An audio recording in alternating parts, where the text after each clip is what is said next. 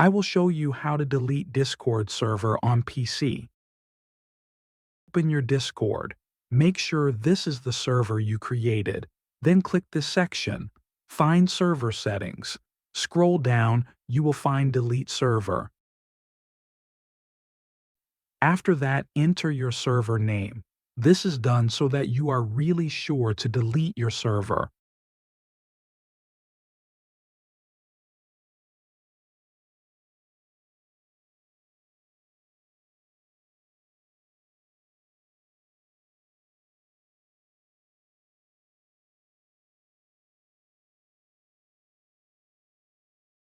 After finishing, you can check that your server has disappeared in the upper left section.